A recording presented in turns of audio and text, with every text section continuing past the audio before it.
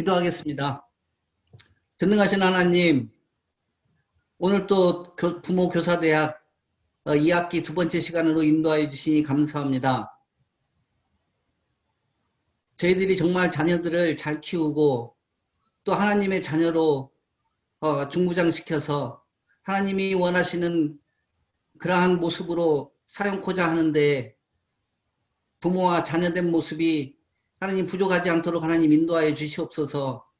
늘 교사하는 가운데 부모의 모습 가운데에서 부족함을 느끼고 자녀들과의 갈등 가운데에서 하나님 저희들 부족함과 회의감이 들 때마다 하나님께 기도하고 구할 때마다 하나님 저희들 이 교육을 생각하게 하시고 또 교수님 주신 방법과 그 말씀을 생각하면서 자녀를 화나게 하지 않고 자녀를 올바른 방향으로 양육하며 인도할 수 있는 교사와 부모 될 수 있도록 하나님 인도하여 주시옵소서.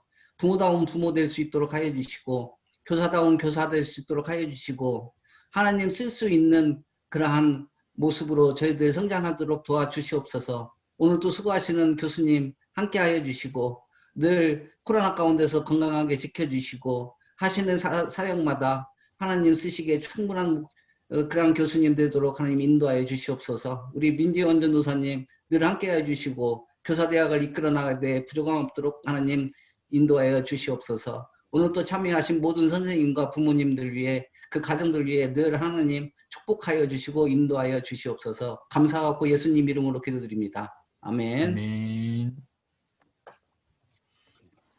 원래는 이 시간에 저희가 이제 지난주 말씀 가지고서 혹시 나누실 분들 계시면 자원 봐서 나누시는 시간을 가지려고 했는데 제가 이번 주에는 컨택을 못했습니다. 교수님, 그럼 바로 그냥 교수님께서 진행을 해주시면 되는 걸까요? 네네네. 네, 예, 제가 부탁드리기는 제가 지난주에 저랑 같이 공부하셨던 분들 중에 한두 분 정도 실천을 우리 배운 것을 갖고 삶에 한번 적용했더니 가정에서나 혹시 부서에서 이런 일들이 있었어요 라고 하는 우리 안에 살아있는 좀 이야기 나눔 시간을 먼저 갖고 그리고 또 새로운 이야기를 우리 가운데서 걸어갔으면 좋겠다라고 제안을 했던 건데요. 준비가 이번 주는 안 됐다면 다음 주에는 우리 안에 좀 그런 나눔이 있어서 사실 이제 오늘 우리가 배울 내용이 그거거든요. 이제 신앙이라고 하는 것이 어떻게 형성되는가라고 하는 가장 기본적인 그 부분에 있어서 거기에는 반드시 실천까지 연결되어짐과 그것을 확인해주고 격려해주는 교사나 혹은 부모가 그 걸음을 같이 가져야 된다라는 얘기를 좀 나눌 텐데 우리 다음 주에는 좀 이번 주에 우리가 배운 것들 한번 시도해보고 하나님이 또 행하신 열매들을 좀 나누는 시간 가졌으면 좋겠고요. 민전사님 우리가 어제 이 온라인이라고 하는 현장에서 살아가는 아이들에 대한 얘기를 좀 나눴었잖아요. 네, 그렇습니다. 네, 한 2시간 10분 정도, 한 12개 정도의 교육 총괄을 맡으시는 교육자들과 제가 같이 이 온라인 안에서 삶을 살아가는 다음 세대들의 삶을 우리가 이해해야 된다. 이해를 넘어서서 공감을 넘어서서 이제 우리도 그렇게 함께 살아가려고 하는 걸음들이 요청된다라는 얘기를 나눴었는데 어제 나눴던 2시간 10분 정도의 나눔 중에 우리 교사분들한테 좀 도움될 만한 얘기가 있다면 아주 짤막하게 한 1, 2분만 얘기해 주시면 좀 도움이 될 것 같아요. 그리고 이제 제 강의를 오늘 시작하면 어떨까 싶습니다. 어제 그 통계 부분을 잠깐 얘기를 해도 될까요? 지금 그러니까 최근에 통계로 나온 내용 중에 교회에서 성도님들과 그리고 현장에서 가장 크게 요청하는 부분이 이제 온라인과 관련된 부분이다라는 내용들이 나오는데 실제 사역자들 그리고 이제 교사로 섬기는 분들까지 포함된 건지 모르겠지만 사역자들의 응답은 그래서 우리가 말씀을 더 많이 준비를 하겠다라는 부분들 그리고 이 상황이 끝나면 다시 원래대로 돌아가겠다라는 그러니까 원래 예배대로 돌아가겠다라는 그런 모습들을 많이 보여줬더라고요. 근데 성도님들의 70%로 제가 기억을 하는데 이제 온라인으로 이 공예배가 대체가 가능하다라고 이미 여기고 있는 상황 가운데서 우리는 너무 다시 원래대로 돌아가려고 하는 모습을 보여주고 있지 않은가라는 고민하게 되었고, 그러면 정말 우리가 온라인과 오프라인을 같이 가기 위해서 아까 말씀하신 대로 좀 우리 아이들에 대해서, 그리고 이제 자라나는 성도들에 대해서 연구도 하고 공감하는 자세가 우리에게 필요하지 않나라는 생각을 어제 더욱더 많이 하게 됐던 것 같습니다. 네, 그래요. 감사합니다. 우리 목회자들도 계속 공부하고 있어요. 여러분들도 이렇게 토요일 날 2시간씩 4번을 한다는 건 큰 헌신이고 또 큰 배움이지만 저는 이제 신학교에 있다 보니까 현장에서 정말 이 현장을 책임감 있게 응답하려고 하는 목회자분들은요, 정말 더 열심히 요즘 들어서 더 치열하게 이 시대를 공부하고 있고요, 배우고 있고, 또 그것을 나누면서 또 자신의 삶도 갱신해가는 것을 저는 매주 보고 있어요. 어제 모였던 12개의 교육총괄 목사님, 전도사님들도 정말 한국교회에서 내노라 하는, 지금 이 시대 앞에 앞장서가고 있는 리딩 처치의 교육 총괄하시는 분들이심에도 불구하고 정말 열심히 배우세요. 저는 이제 그 걸음이 우리가 모두 받게 된 시대적인 책임과 또 특권이라고 생각을 합니다. 그래서 오늘 위드 코로나 신앙전수 기본기 점검하기, 이게 이제 오늘 여러분하고 저가 할 얘기입니다. 지난주처럼 여러분 나눔 시간들을 확보하기 위해서 압축해서 강의를 30분짜리 강의, 10분 나눔, 10분 쉼, 또 30분짜리 강의, 그 다음에 뒤에는 15분 정도 질의응답, 그렇게 진행을 하도록 하겠습니다. 자, 우리 시작하며요. 아까 우리 장로님 기도해 주셨는데 우리 서로 좀 격려하면서 수업을 좀 시작하면 좋겠습니다. 우리 박수로 좀 한번 서로 격려해 볼까요? 여러분 응원합니다. 네, 좋습니다. 그래요. 우리의 이 박수 소리와 비교도 안 될 정도로 우리 하나님께서 또 우리를 보시면서 박수 쳐주시지 않을까. 정말 중요한 경기를 앞두고 그 경기의 감독이 그 선수에게 큰 박수를 쳐주는 것처럼 지금 이 코로나19라고 하는 매우 중요한 영적 경기에 앞에 서 있는 우리들에게 하나님께서 또 그렇게 박수 쳐주지 않을까라는 생각을 가지면서 우리 같이 시작을 합니다. 제가 화면 공유를 좀 하면서 시작을 할게요.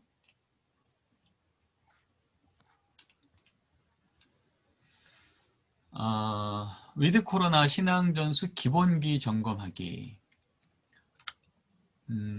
저는 이런 위기, 어려움, 대안, 뭐 이런 얘기 나올 때마다 늘 다시 한번 확인하는 건 기본기입니다. 최고의 경기를 앞둔 선수들의 우선순위는 늘 기본기 점검이었죠. 이것은 어떤 경기든 상관없이 모든 중요한 경기를 앞두고 있는 어떤 종목이건 늘 그 최고의 선수들은 기본기 점검을 가장 먼저 합니다. 지금 제가 연구실이 우리 학교에 그 교회음악과 교수님들하고 같은 층을 쓰고 있거든요. 근데 그래서 교회음악과 교수님들하고 이렇게 식사를 하러 간다든지 또 엘리베이터라든지 이런 데서 종종 만나서 또 삶의 얘기를 나누는데 저는 늘 궁금했어요.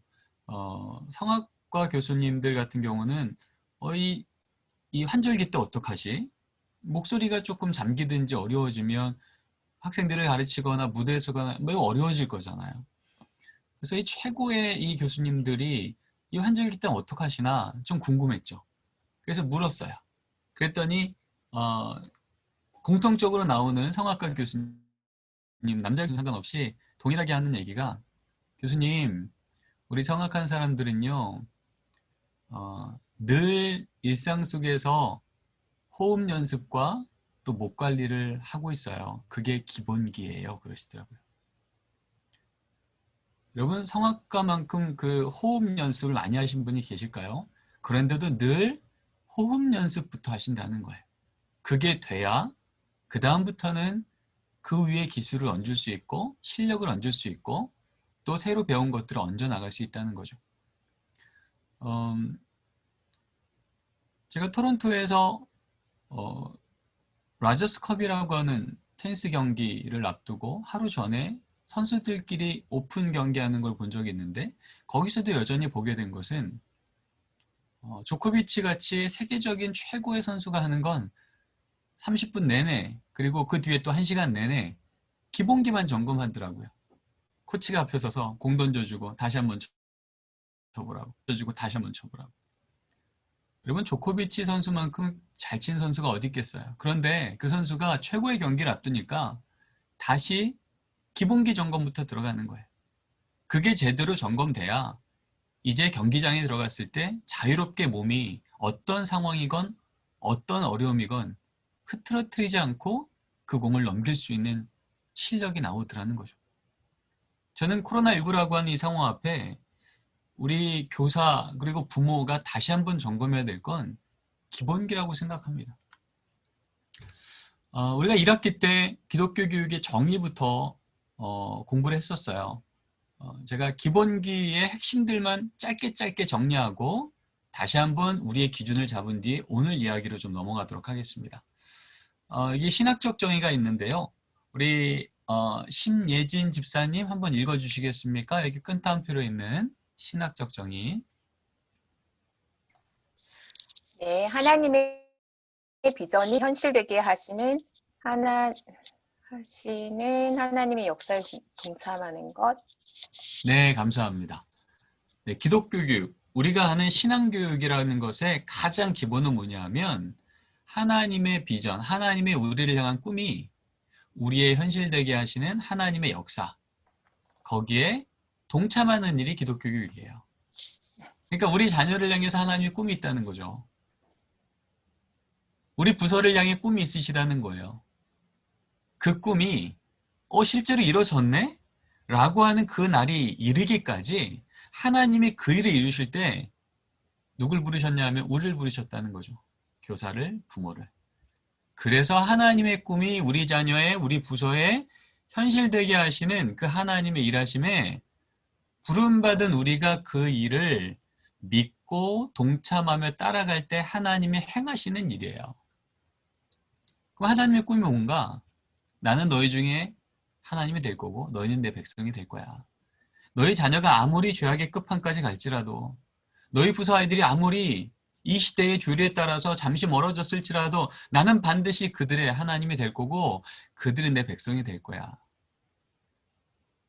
이 일을 하나님이 이루실 때, 이 일을 이루실 때 하나님이 행하시는 그 일에 통로로 부름받은 자들이 그 역할을 감당하는 거죠.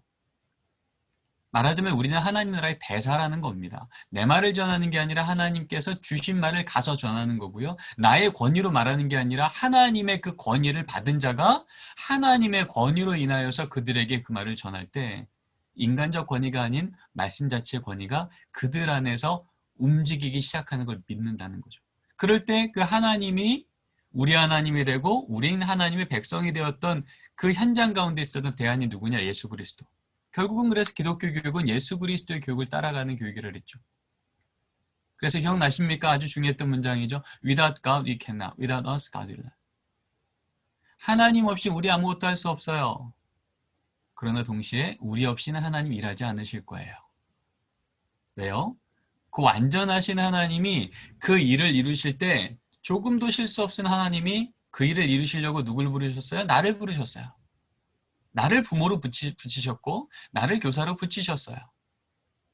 그 말은 내가 부족한 만큼 그 일은 결핍될 것이 아니라 부족한 나를 아시고도 그 자리에 부르셨다면 나의 부족한 만큼 완벽하게 하나님의 은혜와 지혜로 채우사 그 일을 이루시겠다고 약속하셨다는 전제거든요. 그래서 완전하신 그 하나님의 일하심을 내가 진짜 신뢰하면 난 이거 부족해서 저는 이 정도만 포기할게요. 제가 우리 자녀를 보니까 이 정도는 좀 결핍될 것 같은데 이 정도로만 저는 만족할게요. 라고 우리는 타협할지 몰라도 하나님 그렇지 않다는 거예요. 하나님은 하나님이 계획한 완전한 그 그림만큼 이루기까지 그 완전하심을 채울 동안 우리를 하나님과 동일한 눈높이로 올리시고 우리의 기대감, 우리의 소망, 우리의 믿음을 올리시고 그래서 하나님의 믿음과 하나님의 기대와 우리의 기대가 동일하게 채워졌을 때 그래서 진짜 믿고 걸어가는 걸음이 생길 때 우리 없이는 일하지 않으시고 반대로 우리가 그렇게 걸어가면 그 걸음이 하나님의 역사되게 하시는 것 그게 하나님의 교육이다 라고 성 어거스틴이 교육록이라는 책을 통해서 말을 했죠. 이것도 기억나십니까? 그래서 기독교 교육은 결국 목적론, 기독교를 교육하는 것. 하나님에 대한 지식, 하나님에 대한 언약, 하나님의 성품 이런 것을 전하는 것이고 두 번째 주체론, 기독교가 교육하는 것. 하나님에 대해서 전할 때 내가 전하는 게 아니라 내 안에 믿음 주시고 소망 주시고 용기 주시고 인격 주셔서 그 일을 하게 하신 하나님. 마치 붓이 색칠을 하고 붓이 선을 그리는 것 같지만 실제로 그림을 그리는 건 붓이 아니라 뭘까요? 붓을 쥐고 있는 화가인 것처럼. 우리 부모가 한 번 더 노력하고 우리 교사가 한 번 더 준비해서 아이들을 만나서 신앙을 전하는 것 같지만 사실은 누가 하시는 거예요? 우리를 붙잡고 계시는 하나님이 우리 자녀의 인생 가운데 믿음의 그림을 그려 가시는 거예요. 내가 그리면 내 수준만큼의 작품이 나오지만 하나님이 그리시면 하나님의 수준만큼의 작품이 나오는 거예요. 그런 의미에서 나는 하나님의 손에 붙잡힌 바 된 붓이다 라고 하는 이 적극적 수동태, 적극적으로 하나님의 손에 붙잡힌 바 된, 그래서 함부로 포기하지 않고 함부로 교만하지 않고, 그래서 내가 섬기지만 내 안에 있는 하나님이 지금 교육하고 있음을 믿고 걸어가는 게 기독교 교육이라고 했죠. 세 번째로 기독교적으로 교육하는 것. 내 경험만큼 내 방식대로 내 시간과 내 의도대로 결과가 되어지기를 이끌어가는 게 아니라 하나님께서 예수님을 통해 보여주신 그 모습대로, 한마디로 하나님 나라의 특징이 거기에 구현되는 것을 통해 확인하라고 했죠. 하나님 나라의 특징이요. 지적보다는 용납하심이, 배척보다는 환대하심이, 나무람보다는 격려하심으로, 조건을 거는 것보다 무조건적 희생으로. 이게 예수님이 십자가에서 보이신 또 3년간의 스승 예수님이 제자들에게 보이신 모습이었죠. 그래서 이것의 현장으로 가늠한 여인에 대한 얘기를 했던 거 기억하십니까? 분명히 가늠한 여인 제7계명으로는 돌을 맞아 죽는 것이 정당합니다. 근데 예수님이 아셨죠? 지적하고 의인과 죄인을 구별하는 것으로는 아무도 하나님 앞에 다시 자녀로 돌아올 길이 없는 걸 아셨기에 율법을 말씀하시고 이것을 넘어간 자와 넘어가지 않은 자를 지적하는 게 아니라 은혜를 보여주시고 나도 널 정죄치 아니하니, 은혜를 보여주시고 그래서 은혜로 인하여서 하나님을 향해서 소망을 갖기 시작할 수 있는 길을 내신 예수님이 가서는 다시는 죄 짓지 말라고. 은혜 받은 뒤에 율법이 제시되면 율법은 또 다른 은혜법이 돼요. 이제는 새로운 삶을 살아갈 수 있는 길이 보이는 거지만 이게 뒤집어지면 율법을 먼저 선언하고 그거대로 안 하면 정죄고 그것을 해내면 칭찬이라고 할 때 우리는 아무도 하나님 앞에 설 수 없는, 그래서 이것을 난 스스로 넘었다라고 생각하는 사람들이 했던 것이 바로 교만함이었고 위선이었고 자기의였고 2000년 전 하나님 전문가라고 했던 사람들이 했던 실수들이었다. 바로 여기까지가 우리가 1학기 때 배웠던 기본입니다. 자, 이 기본기를 우리가 마음에 두고 오늘 신앙이란 게 도대체 뭐냐? 우리가 신앙 전수를 위해서 부모가 되겠다, 신앙 전수를 위해서 교사가 되겠다고 말했다면 신앙이 뭔지 우리는 정리해야 될 거 아니에요. 그래서 오늘 이 30분 안의 시간에는요, 신앙이 뭐냐? 그리고 이 신앙이 우리 가운데 형성되기 위해서 하나님이 우리에게 어떤 단계의 안내들을 요청하시는가? 이걸 나누겠고요. 그리고 이제 두 번째 세션에서는 쉬는 시간 이후에는 그 신앙이 우리 아이들의 삶 속에 일어나는 현장들은 어디고 그 현장마다 우리는 어떤 역할을 해야 되는가? 그 두 가지를 오늘 다루면서 신앙 전수의 기본기에 대한 부분을 좀 완성하겠습니다. 자, 우리 이찬호 선생님, 존 켈빈, 우리 장로교회 회시죠. 이 존 켈빈이 얘기했던 신앙의 정의 한번 읽어주시겠습니까? 성령을 통하여. 성령을 통하여 우리의 지성에 계시하신 하나님의 복음의 약속을 확실하게 아는 것. 네, 이게 존 켈빈이 정의한, 종교개혁자 존 켈빈이 정의한 신앙의 정의예요. 처음 시작은요. 성령을 통해서 신앙은 우리 가운데 오는 거예요. 이것은 우리의 지식이나 우리의 의지를 넘어서서 먼저 성령님이 우리 안에 들어오셔서 우리의 지성에 하나님에 대한 지식, 하나님에 대한 기억, 하나님 이야기에 대한 우리의 동의들, 이런 것들을 통해서 하나님이 우리에게 주신 약속을 확실히 아는 것, 이게 신앙이다라고 말합니다. 근데 여기서 말하는 확실히 안다라고 하는 건 지적인 안만을 얘기하는 게 아니고요. 감정적으로도 동의하고요. 의지적으로도 동의하고요. 그다음에 신체적으로도 그렇게 움직이려고 노력하는 것.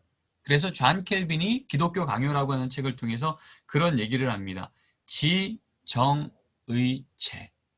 하나님에 대해서 아는 것과 우리의 감정과 우리의 의지와 우리의 삶의 실천. 이것이 한 방향으로 나아가는 그 걸음에서 하나님은 인격적으로 우리 마음속에 신앙을 부어주신다라고 말을 하십니다. 자, 그러면 마틴 루터도 또 신앙에 대해서 이렇게 정의했는데요. 자, 우리 서숙희 선생님, 마틴 루터가 정의한 정의 한번 읽어주시겠습니까? 오직 하나님의 인간을 향하신 무조건적인 사랑의 실제인 예수님을 믿고 신뢰하는 것. 네. 마틴 루터는 신앙을 하나님의 인간을 향한 무조건적인 사랑, 그것을 신뢰하는 건데 그 사랑의 실제가 누구였냐? 예수님이었다. 그래서 결국은 이 예수님께서 우리에게 보여주신 하나님의 사랑을 믿고 신뢰하는 것. 존 켈빈은 지정의체를 통해서 통합적인 전인격적인 이 하나님의 우리를 향한 지식을 기억하는 거라고 말했다면, 마틴 루터 같은 경우는 그 하나님에 대해서 믿되 이 믿음이 어디까지 가야지 진짜 믿음이라고 말하냐 하면 신뢰까지 가는 것. 그것은 이 존 켈빈이 얘기한 지정의체를 또 다른 표현으로 말한 것입니다. 그런데 이제 마틴 루터는 이런 정의 뒤에 어떤 얘기를 또 하냐 하면, 그래서 진짜 예수님을 믿고 신뢰한다는 것은 어떤 걸 얘기하냐 하면, 그 예수님 때문에 나의 예수님을 알기 이전의 삶과 알고 난 다음의 삶은 전혀 다른 결과로 본 것, 거기에서 내가 진짜 예수를 믿는지를 확인할 수 있겠다라고 말을 합니다.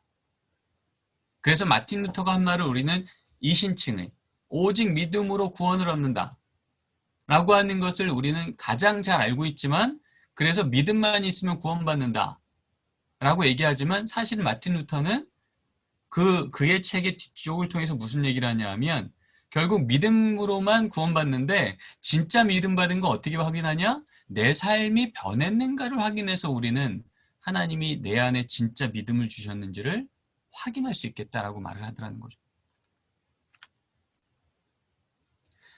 자, 이제 마틴 루터와 존 켈빈의 500년 전에 조금 어려웠던 단어들을 빼고요. 조금 우리 현대에 이해할 수 있는 쉬운 단어로 표현된 표현을 좀 찾아보겠습니다. 자, 우리 김명준 선생님 한번 여기 큰 따옴표 읽어주겠습니까? 기독교 신앙은? 기독교 신앙은 인간이 하나님을 찾아내는 것이 아니라 하나님께 인간이 찾음을 당하는 것입니다. 아멘. 자, H. 프라이스라고 하는 학자가요. 지금 존 켈빈, 마틴 루터가 했던 이 단어를 오늘날 우리말로 조금 더 쉽게 표현한 거예요. 결국 기독교 신앙이라는 건 인간이 하나님을 찾아내기 위해서 노력한 어떤 지식, 찾아내기 위해서 노력한 어떤 행위, 찾아내기 위해서 노력한 어떤 의지를 말하는 게 아니라, 하나님이 우리 인간을 찾아오셔서 말씀하시고 설득하시고 격려하시고 인내하시고 그 사랑을 보여주시는 것으로 인해서 우리가 붙잡힌 바 당하는 게 신앙이다라고 말하는 거예요.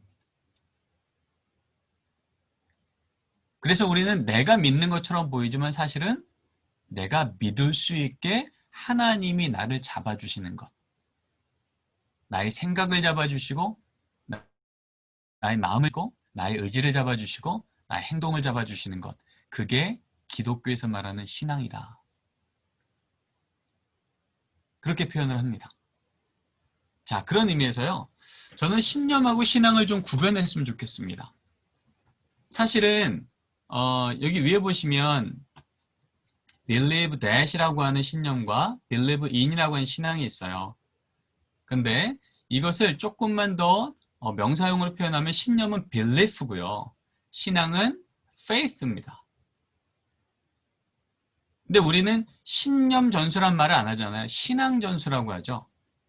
그 말의 핵심은 무엇이냐면 우리 기독교의 중심에는 바로 신앙이 진짜 중심에 있는 개념이라는 거예요.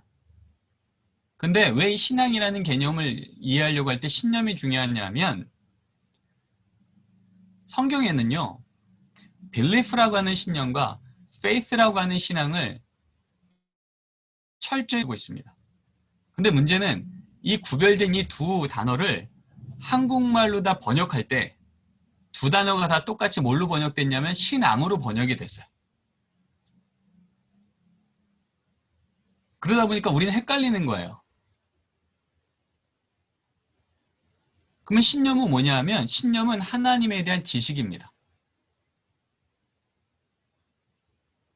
성경을 통해서 알게 된 하나님에 대한 지식, 하나님의 언약, 하나님을 경험한 사람들의 고백, 그래서 우리가 알고 있는 사도신경, 신조, 이런 것들이 다 신념에 해당되는 것들이에요. 그럼 반면에 그러면 신앙은 뭐냐? 신념이 하나님에 대한 지식이라면 신앙은 하나님과의 관계입니다.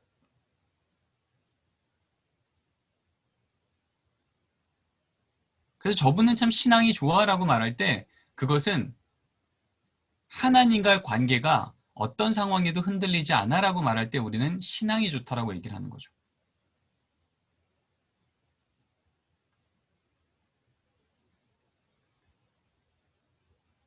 그런 차원에서 신념은 하나님에 대한 지식 혹은 하나님을 경험한 사람들의 고백들, 기억들, 지식들, 이건 정리한 것들이다 보니까 신념은 과거에 대한 것들로 정리되어 있어요.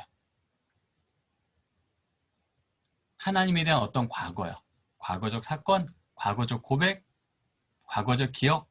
근데 신앙은요, 하나님과 관계다 보니까 관계는 과거가 있을 수 없죠. 늘 현재형이에요.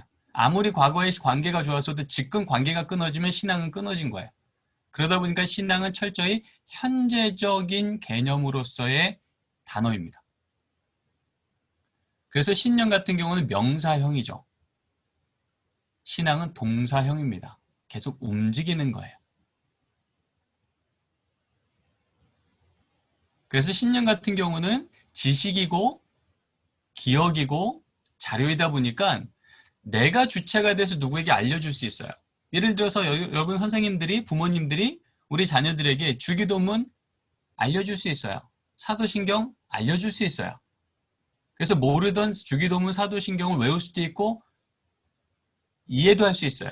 그런데 문제는 여러분 주기도문을 알려준다고, 사도신경을 알려준다고 주기도문에서 말한 우리와 하나님과의 관계를 우리가 아이들에게 전달할 수 있습니까? 못합니까?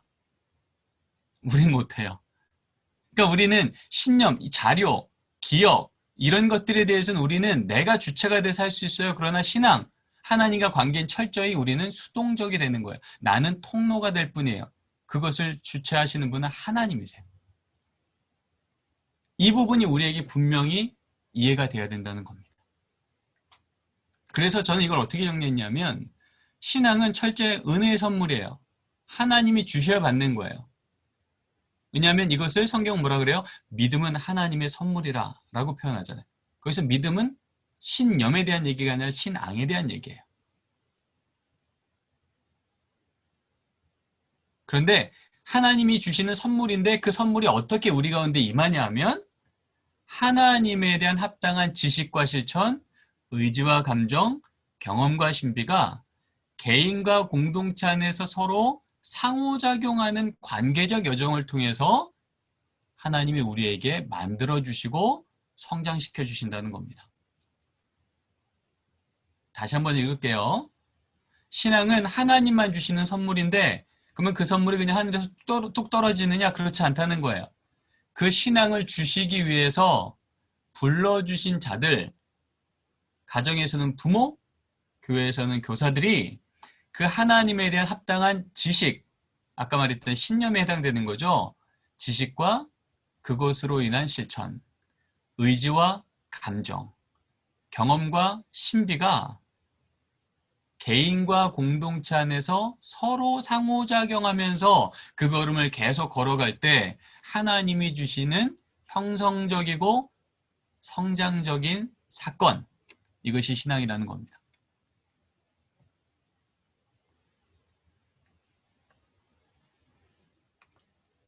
그런 의미에서 이걸 조금만 더 도식화하자면 이렇습니다. 신앙, 하나님과 관계는 어떻게 만들어지느냐? 하나님에 대한 지식이 있어야 돼요. 하나님 이야기를 들어야 돼요.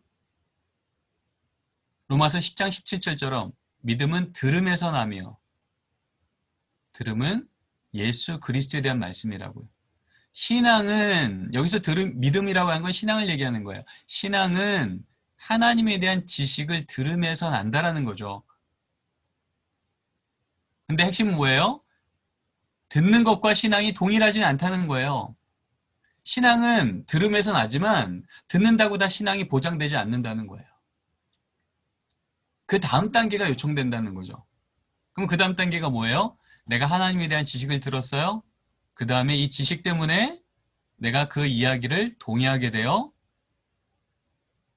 그 다음에 내가 이 하나님 말씀을 듣기 전에 내가 믿고 있었던 것, 내가 삶을 살던 그 방식하고 전 다르게 한번 살아볼래요. 머리로 동의만 하는 게 아니라 감정과 의지로 결단을 합니다.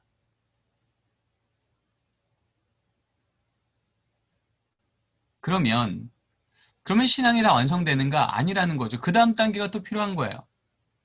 그 다음 단계는 이렇게 동의하고 결단한 것 때문에 실제로 이전과 동일한 현장 속에서 예전과 다른 삶을 살아가기 시작할 때, 내가 들은 말씀 때문에 내 삶이 변화된 만큼 신앙은 형성되었다, 성장되었다라고 우리는 이해한다는 겁니다. 그렇다면 우리가 하나님이 내게 맡긴 자녀, 내게 맡긴 아이들에게 신앙을 전수하기 위해서 신념을, 하나님에 대한 지식을 전하고 자녀들이 그것을 동의하고 결단케 도와주고 삶 속에서 그렇게 변화된 삶을 살 수 있도록 도와주는 게 우리의 역할이라면, 우리가 신앙 전수를 한다라고 하는 것의 개념은 세 가지 단계 전체를 하나도 빠뜨리지 않고 확인하고 점검하고 격려하고 동행하는 걸음이 우리 안에 있어야 된다는 거죠. 예를 들면 선한 사마리아인 얘기를 합니다. 신념, 하나님에 대한 말씀, 누가복음 10장 말씀을 전했어요. 아, 진짜 선한 사마리아인처럼 살아야겠구나 라고 하는 말씀을 듣고 우리 아이들이 동의를 합니다. 그리고 저 그렇게 살래요 라고 기도까지 했어요. 그리고 이 아이를 주일 예배 성경공 끝나고 집으로 돌려보냅니다.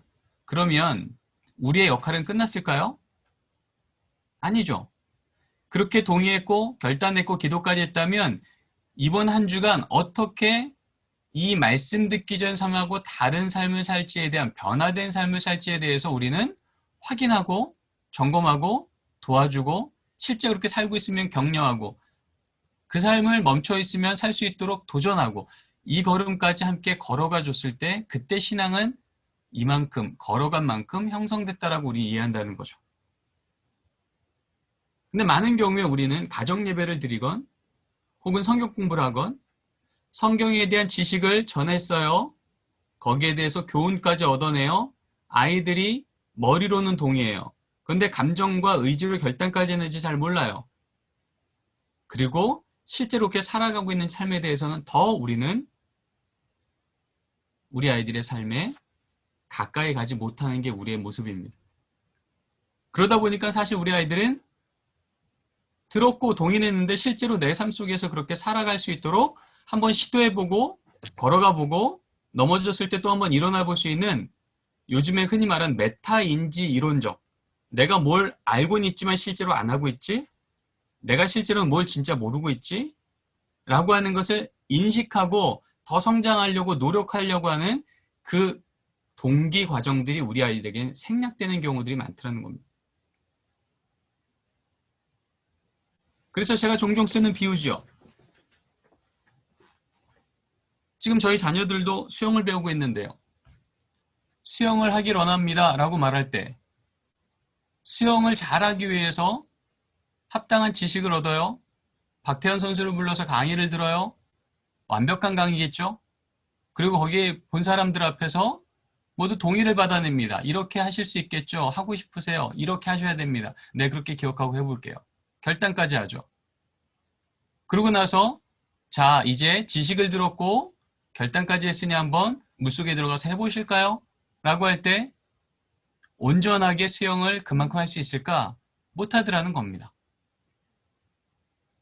거기에는 반드시 내가 동의하고 결단한 것만큼 내 삶 속에서 그것이 내 삶이 되기까지 그 걸음을 걸어내는 실제적인 삶의 걸음, 또 그렇게 완전하게 못 걸었을 때 옆에서 함께 격려해주고 동행해주고 걸어가주고 권면해주고 그래서 그 걸음을 멈추지 않고 걸어가게 도와주는 훈련적인 동역 강함의 걸음이 요청된다는 겁니다.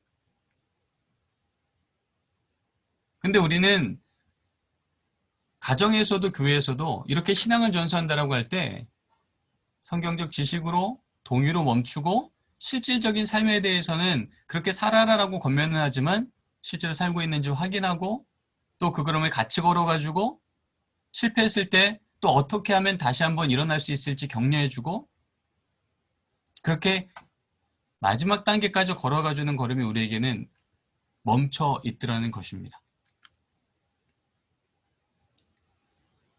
그런 의미에서 저는 먼저 여러분에게 소그룹으로 짧게 한번 나눔의 시간을 먼저 갖고 뒷시간을 조금 더 길게 갖기로 합니다. 여러분이 여러분 자녀들을 양육할 때, 여러분 부서 아이들을 양육할 때 신앙 형성의 어느 단계까지 확인하고 동행하고 있으십니까? 신념 위주이십니까? 변화된 삶까지입니까? 지식을 전하는 것에서 아이들이 동의하면 그래 난 잘 가르친 교사로 잘했지 하시겠습니까? 아니면 그렇게 동의한 아이들이 주중의 삶 속에서 그렇게 사는지를 확인하고 점검하고 멈춰 있으면 갈 수 있도록 자극하고 잘 가고 있으면 격려의 그 걸음이 멈추지 않을 수 있도록 도와주고 있는지 우리는 이 질문 앞에서 한번 우리 스스로를 한번 돌아봤으면 좋겠습니다. 우리 민전사님이 한번 속으로 묶어주시면 우리들의 가르침은 어디까지 지금은 해왔었는지를 한번 점검하는 시간을 10분간 갖고요. 그리고 먼저 쉬는 시간 오늘 짧게 좀 갖고 그리고 3시 정각에 뒷부분 신앙이 이렇게 3단계까지 가야지 형성된다면 이런 사건들은 구체적으로 어디에서 우리들 자녀들 삶 속에서 일어나나 거기서 우리 교사들은 또 부모들은 어떤 역할을 해야 되나 이 부분을 좀 나누도록 하겠습니다. 자, 이야기들 잘 나누셨어요? 네, 좋습니다. 자, 우리 쉬는 시간을 가장 먼저 나온 팀이 우리 고채린 선생님이 있는 팀 같은데요. 어떤 얘기들이 좀 오가는지 잠깐 나눠주시겠어요?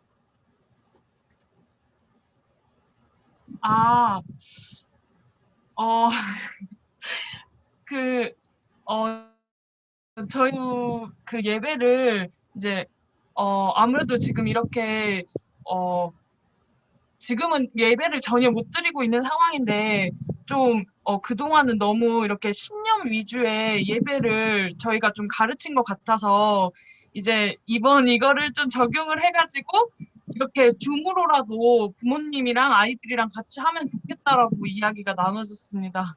아, 네, 그래요. 감사합니다. 아, 네, 우리 박수로 한번 격려하겠습니다.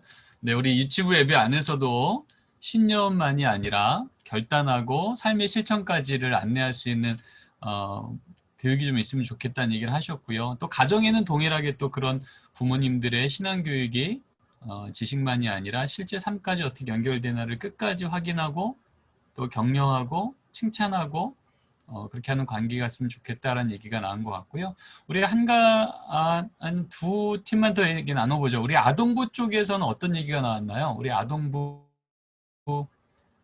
누가 좀 나눠주시면 좋을까요? 보면은 어느 분이 좋을까요? 혹시 김은선 선생님 한번. 네. 네, 저요? 네. 아까 저는 소년부고요. 아까 이제 중등부 장로님하고 이제 선생님하고 이제 이야기를 나눴었거든요. 그러니까 우선은 저는 작년에부터 올해까지 해서 2년차 그 교사를 지금 하고 있고요. 그러니까 작년에는 우리 6학년 친구들하고 정말 그게 좋았었어요. 유대 관계. 네. 아이들도 너무 잘 따라와줬고, 그 다음에 아이들이 각자의 핸드폰이 있었어가지고, 아이들하고 그 소통이 좀 잘 됐었었고요. 너무너무 이쁜 친구들이었었어가지고, 저는 이제 자기 신념, 동의, 결단, 이런 것들을 이제 해주는데, 그 변화된 삶에 대해서까지는, 그때 당시에는 이제 주중에는 막 연락을 하지는 못했었고요, 처음에는. 근데 이제 그 기도 제목 같은 거 나누고 친구가 어디가 아파서 몇 주 이제 못 왔었다라고 얘기를 하면 같이 이제 주일날 모여서 기도하고 그 다음 주에 이제 그 친구가 왔을 때 너를 위해서 우리 친구들이랑 같이 기도를 했었다. 괜찮았었냐라고 물어봐주고 그래서 굉장히 그랬던 거 많았었는데 5학년 친구들하고 이제 2달간 만나다가 코로나로 인해서 지금 못 만나고 있는데요. 저희가 이제 소년부가 2주 전서부터 이제 줌으로 이렇게 예배를 드리게 됐어요. 줌을 예배를 드리게 됐는데 이렇게 아이들하고 이렇게 줌으로 공과 공부 시간에 이렇게 만나니까 너무너무 반가운 거예요. 그래서 우리 친구들하고도 지금 뭐 기도 제목 서로가 이제 어떠한 상황에 처해져 있는데 어쨌든 코로나 때문에 아이들도 밖으로 나오지도 못하고 뭐 굉장히 답답해하는 거를 많이들 토로를 하더라고요, 아이들이. 그러면서 이제 서로 이제 기도 제목 나누고 이제 내일 만나서 다시 이제 줌으로 모였을 때는 기도에 대해서 어떻게 변화가 되었는지 또 삶이 어떤 식으로 이제 좋아졌는지 그걸 또 나누고 하려고 노력을 해보고 있습니다. 네, 감사합니다. 아유, 예, 박수로 격려하겠습니다. 작년과 올해 비교까지 해주시고, 또 그런 삶에 대한 나눔, 그리고 아까 얘기한 것처럼 삶에 대한 나눔은 이제 확인까지 가셔야 되고요. 그리고 그 확인은 이제 칭찬과 도전까지 가주셔야 됩니다. 이것이 적절히 갔을 때 이제 우리 아이들이 신앙이라고 하는 건 동의로 끝나도 되네라고 오해하지 않고 신앙은 삶이 변하는 거구나 라고까지 알 수 있도록 아이들에게 바른 신앙적인 기준을 선명히 제시해주는 게 중요하다고 생각하고요. 자, 우리 중고등부 한 팀만 좀 나눠볼까요? 중고등부는 좀 어떠신지요?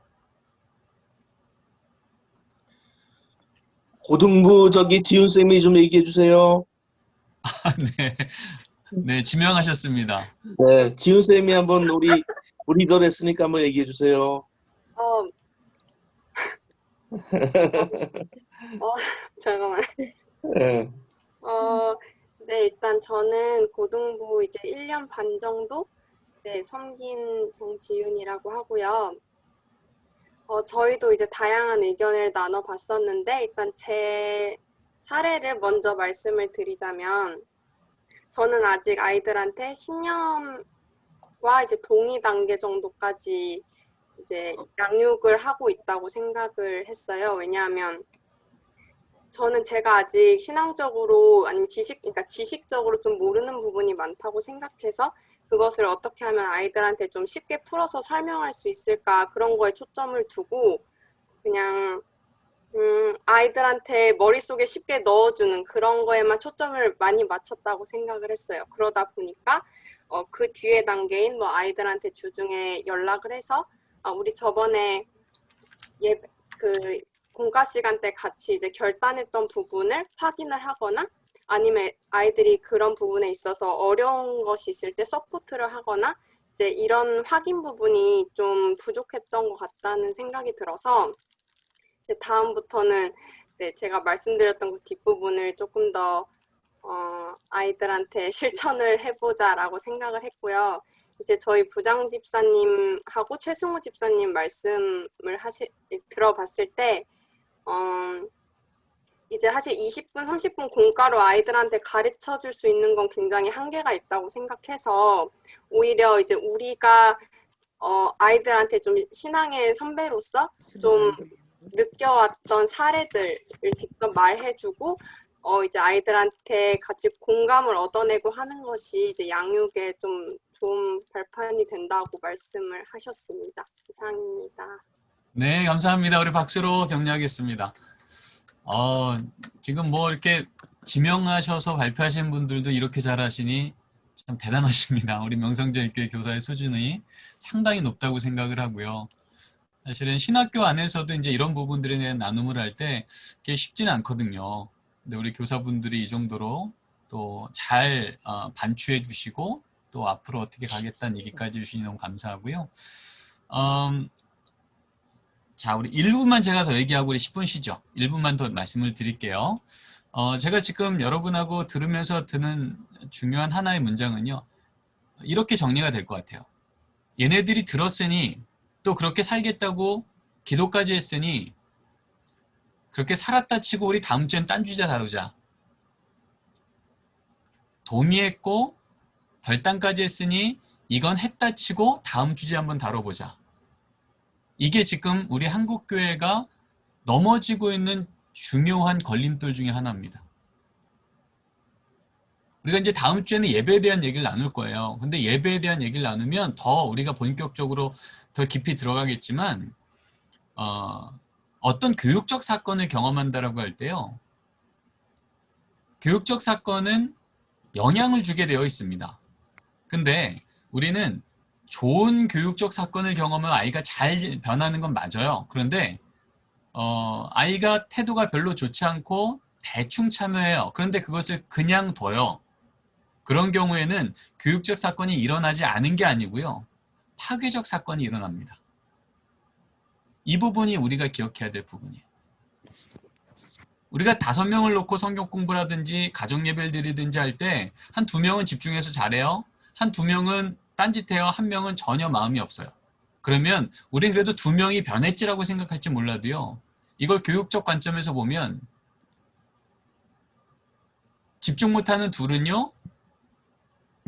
집중하지 않아도 성경 공부 시간은 난 참여했고 나는 그거 알고 있는 얘기야 라고 이 아이가 착각하는 걸로 인하여서요.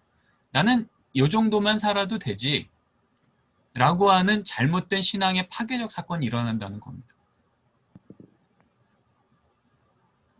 마치 이제 요즘에 집에서 가정에서 예배를 많이 드리다 보니까 첫째 주, 둘째 주에는 옷을 잘 갖춰 입고 바른 자세로 예배 드리던 어머니, 아버님이 점점점 편한 옷을 입기 시작하고 심지어 누워서 TV 보든 예배를 드리는 모습을 자녀가 옆에서 봐요. 그러면 그걸 보는 순간 이 자녀는요. 예배에 대한 파괴적인 경험을 하게 되는 겁니다. 제대로 예배를 오늘 못 드렸나가 아니고요. 오늘은 신앙의 성장이 멈췄네가 아니라 오늘은 신앙이 잘못된 왜곡된 모습으로 파괴가 되었네라고 경험되어지더라는 겁니다. 그 일이 어디서 일어나냐면 구약시대 이스라엘 백성들의 반복된 스토리 안에 다 들어가 있어요. 그래서 하나님이 그렇게 바르지 않은 예배나 바르지 않은 삶의 태도가 나왔을 때 하나님이 그렇게 분노하신 거예요.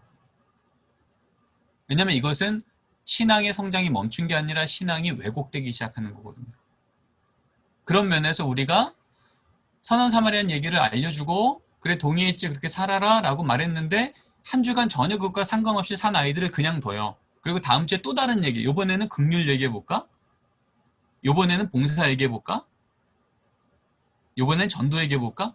주제는 계속 다루고 있는데 사실은 거기에 안 들은 게 아니에요. 다 기억해요. 근데 그 기억하고 전혀 상관없이 삶은 안 변해요. 근데 그것이 몇 번 반복하기 시작하면 아이들은요. 이제 학습하는 거예요. 아, 기독교 신앙은 머리로 알면 되는 거구나. 삶이라는 건 내가 선택할 수 있는 거네. 결국 신앙은 멈춰버리고 왜곡돼버리고 그러다가 이게 반복돼서 중고등학교까지 올라가고 심지어 청년까지 올라가면 어떻게 돼요? 나 기도해봤는데 안 돼.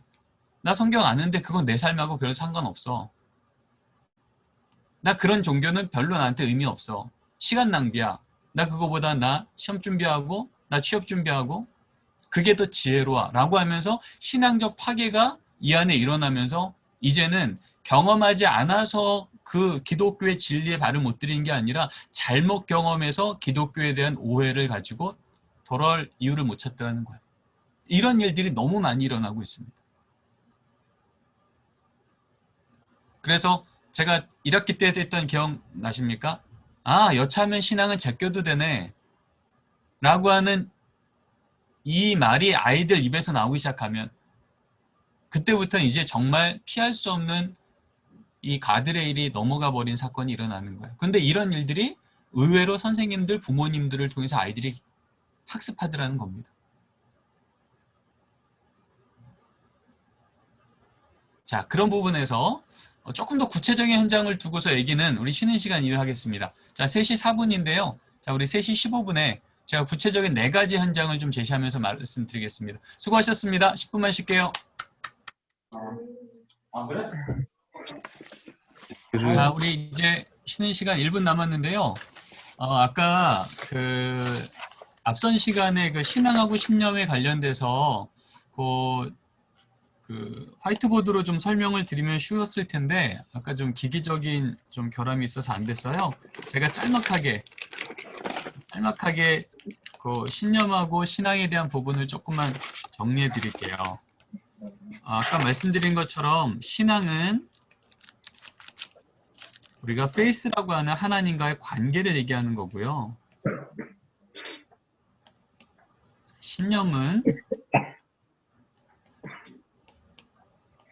belief라고 하는 하나님에 대한 기억 혹은 반추를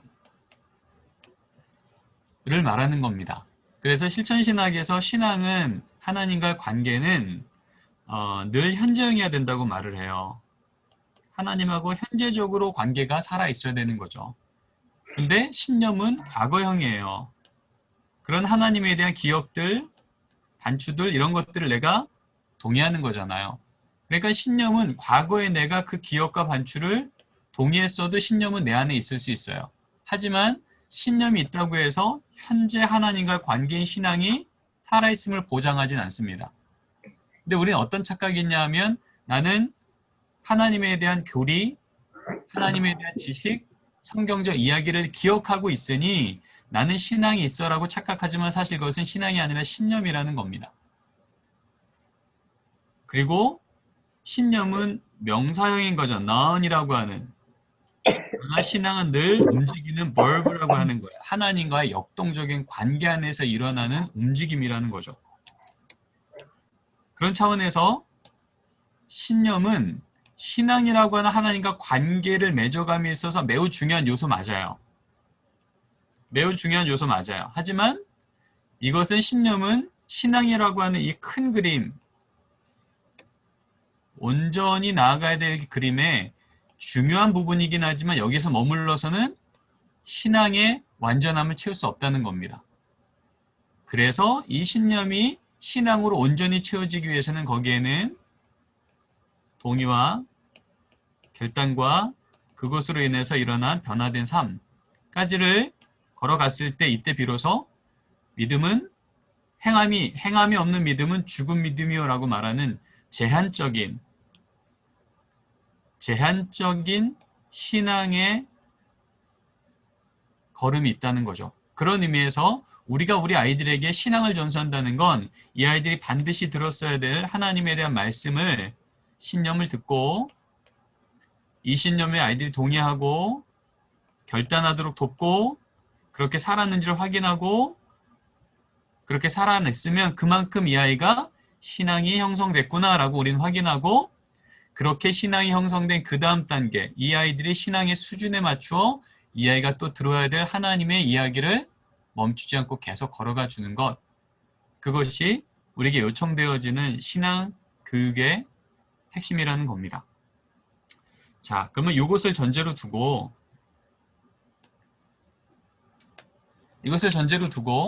이제 이런 신앙이 형성이 일어나는 현장을 좀 말씀을 드릴게요.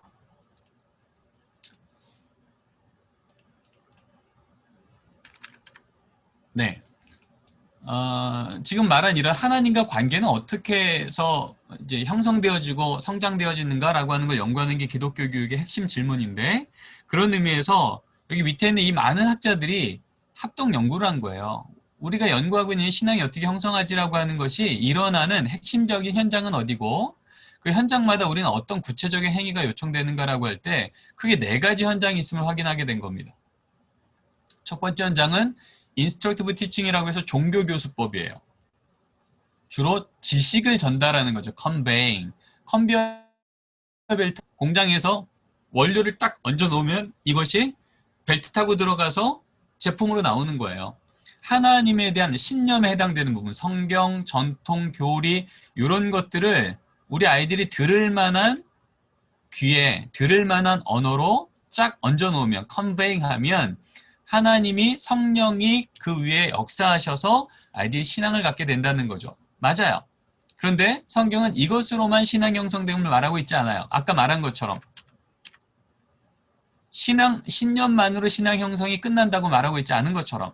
그래서 성경은 또 다른 곳에서 어떤 얘기를 하냐 봤더니 페이스 커뮤니티, 신앙 공동체 이론을 얘기합니다. 한마디로 신앙 공동체 이론은 여기서 말한 이런 신념대로 믿고 살아가는 자들과 함께 living together, 함께 사는 거예요. 그러면서 나도 모르게 신앙이 생기는 거예요. 성경적인 가치를 갖고, 성경적인 규범을 갖고, 성경적인 우선순위를 갖고, 성경적인 문화를 갖고 살아가는 사람들, 예를 들면 기독교 가정 혹은 좋은 교회 공동체. 나는 언제 예수를 나의 주로 인격적으로 고백했는지 잘 모르는 분들이 계세요. 근데 언제부턴가 내 마음속에 진짜 그분을 예수로 고백하는 경우들이 있어요. 이런 경우들은 페이스 커뮤니티가 그 안에 강력하게 작용된 상황입니다. 그러니까 여기서 핵심은 우리 아이들이나 자녀들이 이렇게 리빙 투게더, 기독교적인 가치와 규범과 우선순위와 문화를 갖고 살아가는 공동체와 잘 더불어 살 수 있도록만 도와주면 돼요.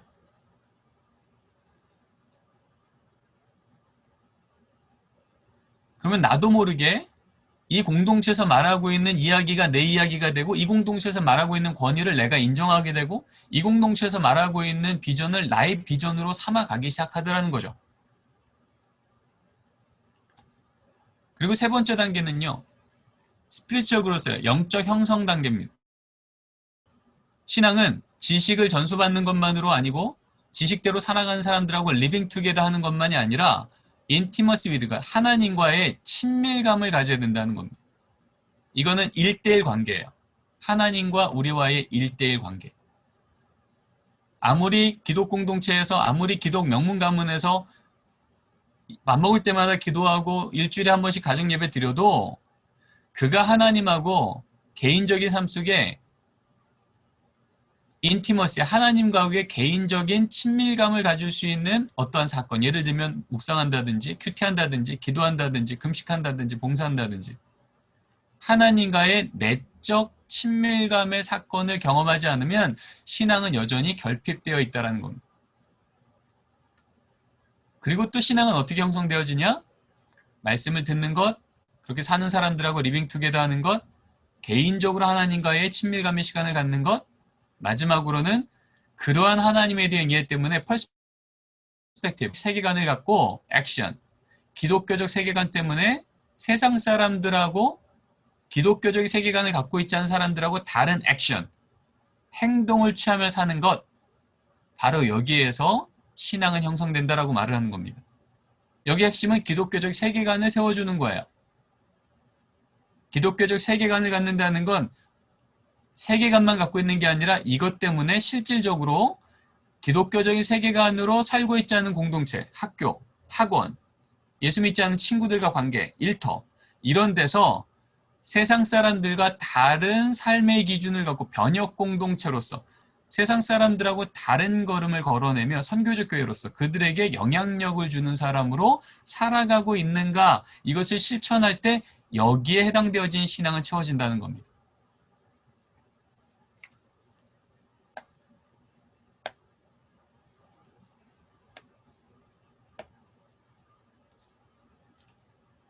이것도 제가 조금만 더 보충 설명을 드리죠.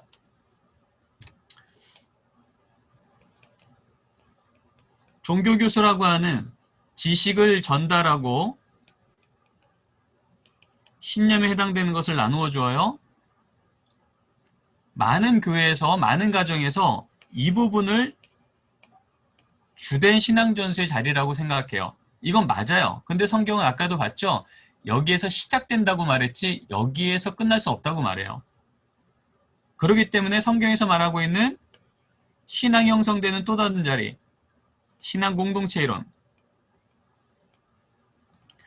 이런 성경 이야기를 실제로 삶으로 알고 살아가는 사람들과 함께 살아가는 것, 살기, 그렇게 살아갈 수 있도록 이들에게 모범이 되어지는, 모델이 되어지는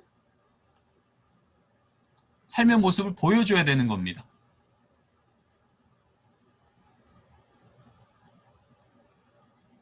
실질적으로 우리 아이들에게 가장 영향을 주는 요소를 말할 때 최근에 나오는 대부분의 자료들이 부모를 얘기하죠. 그렇다면 내가 교학교 선생님이에요? 그럼 내가 우리 아이들에게 이번 주에 들을 성경 이야기를 전했어요. 그리고 이 아이의 삶 속에 뭘 해야 돼요? 이 아이가 그렇게 가정 속에서도 부모님이 모범을 보이고 모델을 보이고 그렇게 사는 게 맞네 라고 하는 것을 머리에 동의만이 아니라 실질적으로 사는 모델을 그의 삶 속에 보이고 있는지를 점검하셔야 돼요. 여기서 뭐가 나오냐면 가정사역이 나옵니다. 우리는 우리 아이들만 사역하는 게 아니라 우리 아이들에게 영향을 끼치는 가정도 목양하셔야 돼요. 이 기본적인 교사의 필수 반목회의 자리인 거죠. 그러면 그런 가정에서 살고 있는지만 점검하면 될까? 그렇지 않습니다. 영적 형성, 친밀과 하나님과의 1대1, 하나님과 1대1의 친밀감의 시간을 개인의 삶 속에 갖고 있는가, 큐티라는지, 기도를 하고 있는지, 개인적인 하나님과의 약속의 정기적인 만남의 시간을 유지하고 있는지를 우리는 점검해야 돼요. 내가 양육하는 아이 5명 중에 3명이나 큐티해요. 그러면 3명 큐티하는 걸로 우리는 마음 놓을 게 아니라 2명은 놓치고 있네. 2명은 내가 마땅히 점검해야 될 영적 형성이라는 이 부분을 나는 지금 놓치고 있었네 라고 하는 거 우리 확인해야 되는 겁니다. 그래서 한 명도 예외 없이 일상의 1대1의 관계 속에, 일상의 삶 속에서 하나님과 이런 삶을 하고 있는지 점검하고 확인하고 격려하는 것, 역시 이것은 부모건 교사건 반드시 영적 부모로서 해야 될 작업이고요. 그리고 마지막으로 변혁이라고 하는 트랜스포메이션, 여기는 기독교적인 세계관을 가질 수 있도록 도와주고 그것 때문에 삶의 실천을 하고 있는지를 확인해 주셔야 되는 겁니다. 이 부분은 결국은 기독교 세계관이라고 하는 것을 우리는 바르게 그들에게 알려주고 있는가. 근데 이 세계관은 어디서 나오냐 하면 이론에서 나오는 게 아니라 가장 구체적인 아이들이 갖고 있는 삶의 이슈. 뭐 중고등부를 시작하면 성적, 부모님하고 관계, 내 비전, 돈, 이성 친구, 가장 구체적인 이런 이슈들을 이 아이들이 어떤 기준을 갖고 보는가를 우리는 확인해 주는 거예요. 그게 세계관이에요. 그럴 때 이 안에 예수님이라고 하는 가장 삶의 큰 기준을 갖고 이성관계도 성적도 비전도 돈이라는 것도 해석할 수 있도록 도와주는 세상과 전혀 다른 대안적 기준을 지속적으로 알려주고 그렇게 본다는 건 어떻게 사는 것인지에 대해서 그들에게 알려주는 것. 이 친절함이 있지 않는 경우에는 아까 얘기했던 신앙은 신념, 종교교수에 해당되는 거죠. 그리고 동의, 결단, 이것이 신앙공동체 영적 형성과 겹쳐지는 부분이죠. 그러나 변화된 삶, 이 부분까지는 못 들어라는 겁니다.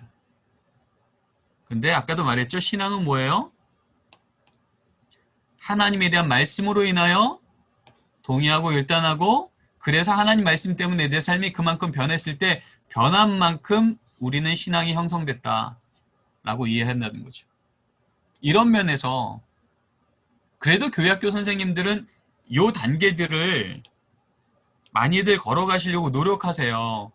뭐 매주는 안 되더라도 뭐 여름 수련회라든지 제자 훈련이라든지 아웃리치라든지 단계 선교라든지 이런 것들을 통해서 그래도 지식만이 아닌 그들이 같이 체험하고 결단하고 예배하고 그리고 그렇게 삶에 실천할 수 있도록 과제도 주고 미션도 주고 해요. 근데 특히 이 부분이 가장 안 되는 부분이 어디냐면 가정이에요.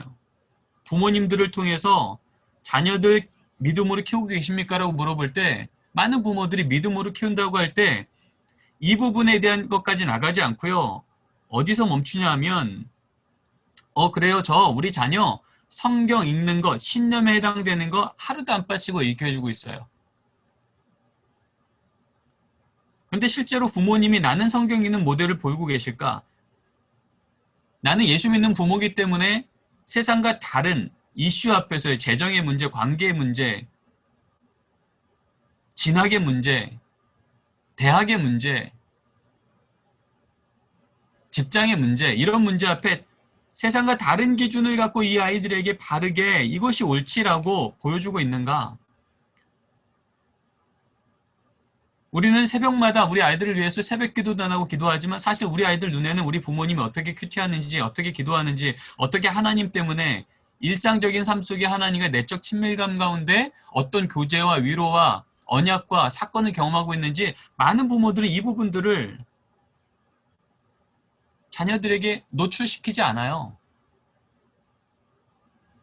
그러다 보니까 우리 아이들은 예수 믿고 산다는 것이 무엇인지가 잘 보이지 않으니까 어디에서 멈추느냐?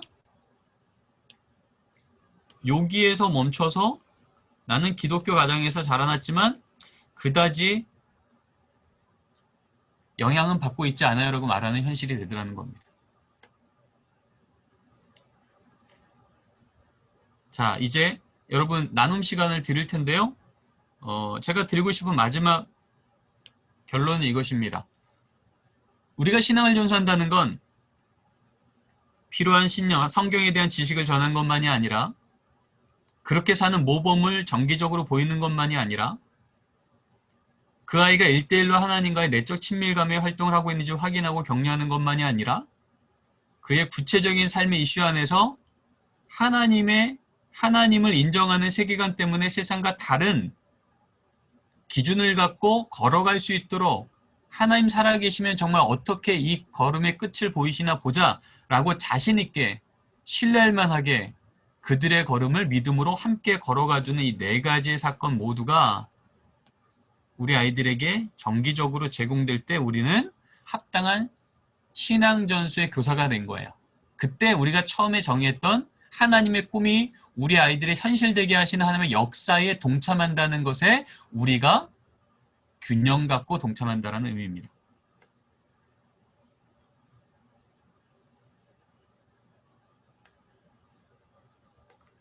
자, 이제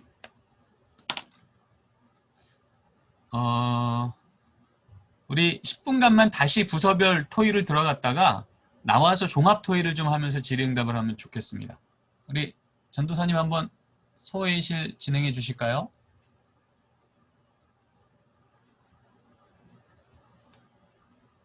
네, 음소거를 좀 풀어주시고.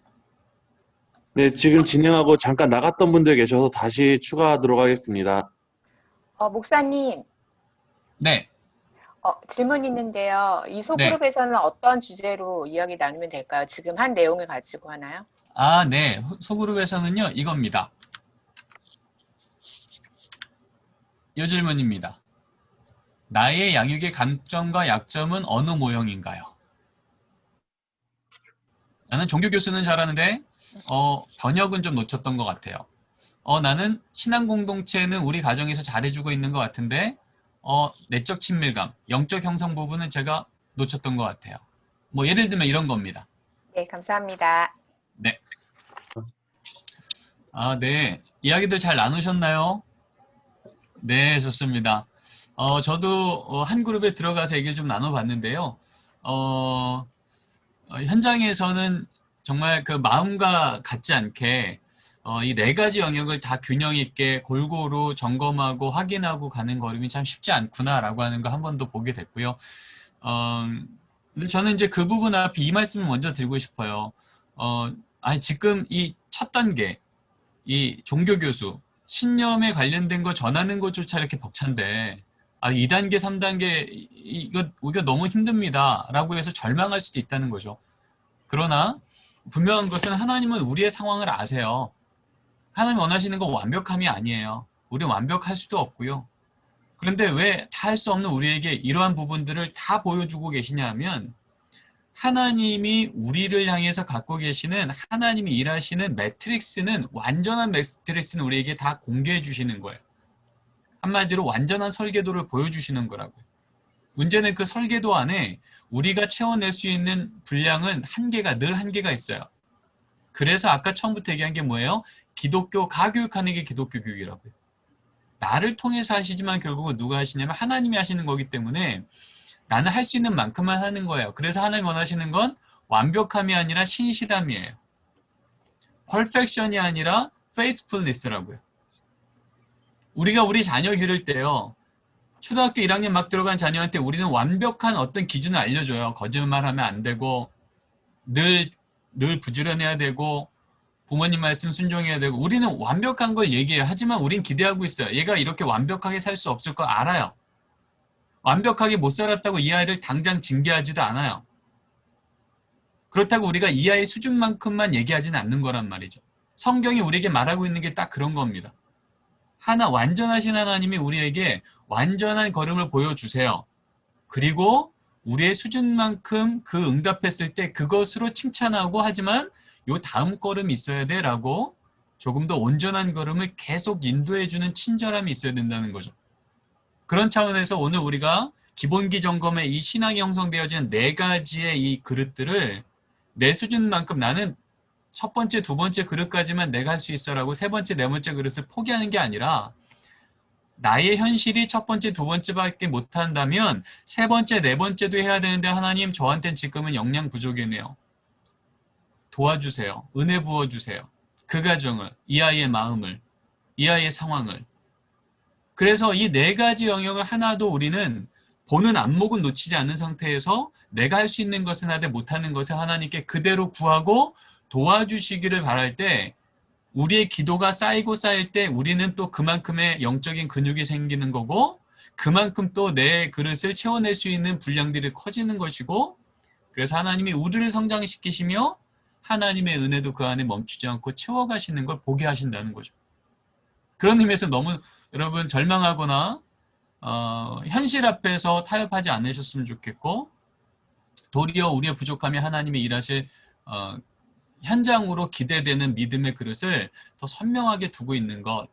그래서 우리 안에 안목은 건강하게 세워지되 우리의 현실적인 부분 앞에서 하나님께 구할 것과 내가 행할 것에 대한 분별이 선해지는 것. 저는 이런 부분들이 우리 안에 있어야 된다고 생각을 합니다. 자, 이제 얼마 시간이 안 남았네요. 우리 질의응답을 좀 받겠습니다. 나누시면서 나왔던 질문들이 있다면 같이 한번 나눠보시죠. 우리 민재원 전사님이 이 질의응답은 사회를 좀 봐주시면 감사하겠습니다. 네, 음소거 풀어주십니다. 질의응답 받도록 하겠습니다. 질문 있으신 분은 손 들어주시면 제가 안내해 드리도록 하겠습니다. 없으시면 먼저 지목을 하도록 할게요. 혹시 은철쌤 질문 있으신 거 있나요? 네, 저희 나눔 중에 제가 나눴던 건데, 저는 고등부 교사인데, 고등부 같은 경우는, 지금 청년 교사들 같은 경우 부모님하고 나이 차이가 좀 있기 때문에, 아까 교수님께서 부모님들 신앙까지 좀 점검하는 것이 필요하다고 말씀하셨잖아요. 좀 그런 부분에 있어서 또 스킬적인 면으로 좀 도움이 될 만한 어떤 방법들이 있는지 궁금합니다. 네. 현실적인 질문이고요. 너무 중요한 얘기예요. 특별히 중고등부 같은 경우는 교사들이 이제 우리 중고등부 아이들하고 나이가 좀 가까운 교사들이 좀 많은 편인데 부모님들의 가정을 목회한다는 게 좀 어렵죠. 전 두 가지 모델이 있는 것 같아요. 첫 번째 모델은요. 그 청년교사지만 그분 자체가 워낙 믿음이 좋아서 그렇게 나이 차이가 많이 나지만 그 부모님들 다 나의 목양의 대상이라고 생각해서 정말 목회하는 거예요. 제가 중학교 1학년 때 지금도 기억나는데요. 저희 그 충주에서 제가 자랐는데 충주 건대로다가 대학으로 온 대학교 1학년 학생이 제 담임 선생님이었어요. 중학교 1학년 때. 이분이 거의 매주 안 빠지고요. 토요일이면 저희 집을 방문했습니다. 대학교 1학년 청년 학생이 제 담임 선생님의 자격으로 매주 저희 집을 거의 토요일마다 오셨는데 오셔서 하신 일이 뭐냐 하면 저희 아버님이 그때도 선임 장로님이셨어요. 그러니까 교회 어른이셨죠. 오면 저한테 늘 인사해요. 형서봐 잘 지냈지? 그리고 저한테는 방으로 들어가라 그래요. 그리고 장로님 나오세요. 권사님 나오세요. 그리고 이분이 저희 아버님 어머니 동안에 형섭이 앞에서 바른 신앙의 부모로 섰는지 점검하시는 거예요. 저는 그걸 지금도 생생히 기억해요. 그러면 그분 앞에서요. 저희 아버님이요. 아유 우리 아들 때문에 제가 매주 신앙 점검 받네요. 그러면서 한 주 동안에 어떤 말씀 묵상을 했고 자녀들하고 어떤 말을 나눴고 또 지금은 기도 제목이 뭐고 이런 것들을 제 선생님하고 중학교 1학년 담임 선생님하고 얘기를 거의 매주 안 빠지고 나오셨거든요. 저는 이제 그 모델이 있을 수 있다고 봐요. 그리고 이게 어렵다면 두 번째 모델은요. 조금 더 교육자분들께서 지금 고등부 우리 민전 전사님이 하시는데 민전 전사님이 고등부 부모님들 대상으로요. 저는 먼저는 그들의 신앙교사로서의 지금 어느 정도를 집에서 활동을 하고 있는지를 좀 설문조사에서 확인해서 현재 스코어를 좀 확인했으면 좋겠고요. 그리고 그 스코어 앞에서 전도사님 입장에서 목회자로 그 부모님들 최소한 요거는 기본으로 하셔야 됩니다라고 하는 부모 교육을 좀 저는 정기적으로 2달에 한 번이건 계절에 한 번이건 해주시고 그리고 그 부모 교육에서 어떤 부분을 좀 그 다음에 단계로 갔으면 좋겠냐면 저도 하고 싶은데요. 이거 어려워요. 창조와 진화에 대해서 물어보는데 저 답 못하겠어요. 공부 열심히 하는 것하고 신앙이랑 무슨 관계냐고 묻는데 말 못하겠어요. 지금 제 아들하고 대화를 못하고 있어요. 관계가 틀어져서 어떻게 될지 모르겠어요.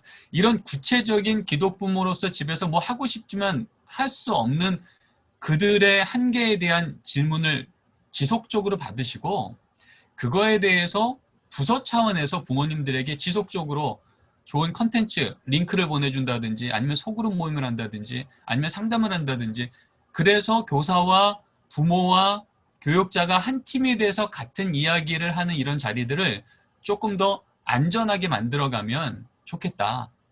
그런 생각을 해요. 그래서 제가 충신교회 있을 때는 굿페어런팅이라고 하는 부모 대학을 운영을 했는데요. 아주 활발하게 그 활동들이 일어났어요. 네, 그런 대안들이 좀 있을 거라고 생각합니다.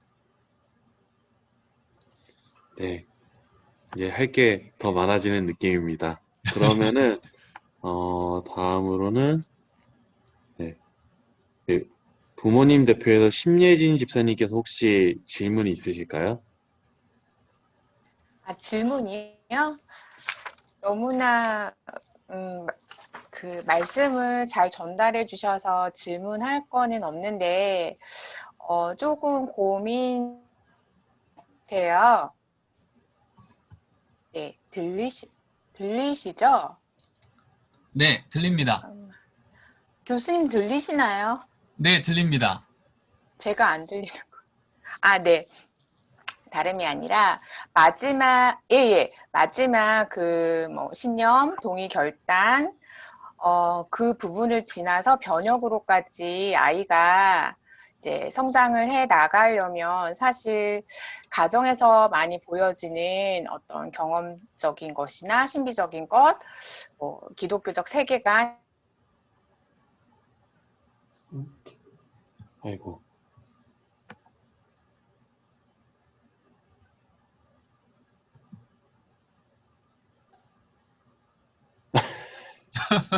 네, 아이고. 끊어졌다가 다시 네, 다시 왜 열렸습니다. 그랬을까요? 네, 네. 네, 그러게요. 계속 말씀하시죠. 네. 그 번역 부분에 있어서 이제 특히 세계관 아까 그 고등부 저희 큰 아들이 이제 고등학생인데 큰 아이의 어떤 세계관 예를 들면 아까 목사님께서 말씀하셨던 관계적인 거, 뭐 성적 그리고 뭐 비전 그리고 돈에 관한 그런 가치까지도 기독교 세계관과 그냥 세상의 어떤 가치관과 이렇게 왔다 갔다 하는 그런 면이 저에게도 있지만 그게 또 아이한테도 전달이 될 수밖에 없다라는 생각이 들어요. 근데 이런 부분에 있어서 고등부에서는 또 어떻게 그런 것들을 좀 이렇게 도와주실 수 있는지도 되게 궁금하고 사실 전도사님께 질문을 드려야 되는 부분인데 그냥 이거는 가정의 몫이다라고 생각하고 이렇게 생각만 했던 것 같아요. 좀 답답함이 좀 없지 않아 있는데 그런 것들에 대한 좀 질문 드리고 싶어요. 네, 그래요. 지금 시간이 좀 제한되어 있어서 그 다른 영역의 영역 유치나 아동부서에서 지금 던질 질문이 시간이 없을 것 같아서 제가 좀 다 같이 커버해서 말씀을 드릴게요. 아까 제가 얘기했던 것 중에 그 얘기가 있었잖아요. 했다 치고 넘어가는 건 교육이 망하는 길이다라는 말씀드렸잖아요. 근데 지금 우리 아이들이 많은 경우에 이렇게 신앙을 배워가고 있습니다. 진도 따라가고 있는 거죠. 그러니까 기도, 이번 주는 기도, 다음 주에는 말씀, 그 다음 주는 전도. 뭔가 성경에 대해서 읽었고 동의했고 했는데 내 삶은 변한 적이 별로 없는데 그냥 넘어가다 보니까 그러니까 예를 들면 그런 거죠. 수영을 배우는데 자유형을 한 주 배워요. 이건 한 달쯤 가야 되는데 둘째 주차에 자유형은 했다 치고 자 저병 가자. 또 한 주 저병 했다 치고 우리 배영 가자. 그렇게 되는 거예요. 그러니까 4주를 갔는데 하여튼 하긴 했는데 아무것도 제대로 못하는 거죠. 그럴 때 이건 나한테 별 의미가 없어. 이건 나한테 피곤하기만 해. 라고 한 이런 경험들이 우리 아이들한테 있다는 거예요. 이제 그런 면에 있어서 저는 우리 아이들이 세계관이 변한다는 건 강력한 학습이 일어날 때 세계관이 변하거든요. 강력한 학습이 일어나는 두 가지 요소를 얘기할 때 보통 첫 번째는 호기심, 두 번째는 성취감을 얘기합니다. 그러니까 호기심이라고 하는 건 재미가 있어야 되고 그 얘기가 나의 호기심을 자극할 정도의 내 삶의 이슈랑 연결이 돼야 돼요. 내 삶의 이야기랑 연결돼야 돼요. 그냥 3,500년 전 아브라함 얘기야. 이거는 의미가 없다는 거. 호기심이 전혀 나오지 않는 거예요. 2000년 전 예수님 얘기야. 이건 별로 의미가 없다는 거죠. 그런 면에 있어서 그것이 아이들에게 재미있게 느껴지고 삶의 이야기 연결되어질 수 있도록 우리는 어떻게 이 이야기의 진짜 메시지가 이 아이의 삶에 고민하고 연결되어질 수 있을까를 그 아이의 삶을 주목하고 계속 좀 집중할 필요가 있습니다. 그리고 두 번째 요소는 뭐냐면 성취감이에요. 성취감은요, 연령대에 좀 달라요. 미취학부서까지는요, 아이들이 그 이야기에 대해서 깜짝 놀라고 재미를 느끼면 이 아이는 여기에서 성취감을 느껴요. 난 뭐 했었지라고 느낀다고요. 근데 아동기로 올라가면은 그 이야기에서 의미를 발견하고 그 이야기를 내가 기억한 것을 통해서 보상을 받을 때 이 아이는 나는 성취감을 얻었어. 여기 괜찮네. 나 계속 하고 싶어. 이런 걸 경험한다고요. 근데 이제 티네이저 올라가기 시작하면서부터 아이들은 어디서 성취감을 느끼냐면 나라고 하는 존재를 그 사건 통해서 인정받는 거야. 그 말씀을 묵상한 너 큐티를 계속해가니? 라고 하는 인정만으로도 이 아이는 이 큐티라고 하는 사건을 통해서 내가 직접적인 어떤 신비적 경험을 안 했을지라도 나는 지금 이 안에서 뭔가 성취하고 있어라고 이해하고요. 그게 자정체성을 쌓아가는 우리 아이들의 연령 발달의 배경이고요. 또 한 가지는 소속감입니다. 이 이야기에서 말하는 이 이야기의 공동체 안에 너 지금 속해 있어. 너는 이 이야기랑 상관없는 사람이 아니라 지금 여기서 말하고 있는 이러한 삶이 지금 너는 그 삶에 지금 걸어가고 있는 중이야 라고 하는 걸 계속 확인해 줄 때 그 아이는 성취감을 느껴요. 영적 성취감을요. 그래서 거기서 계속 머물고 싶어하고 그 안에서 세상을 다시 해석해 보려고 하는 용기가 생깁니다. 근데 여기에 이제 제가 추가하고 싶은 것은 피드백이에요.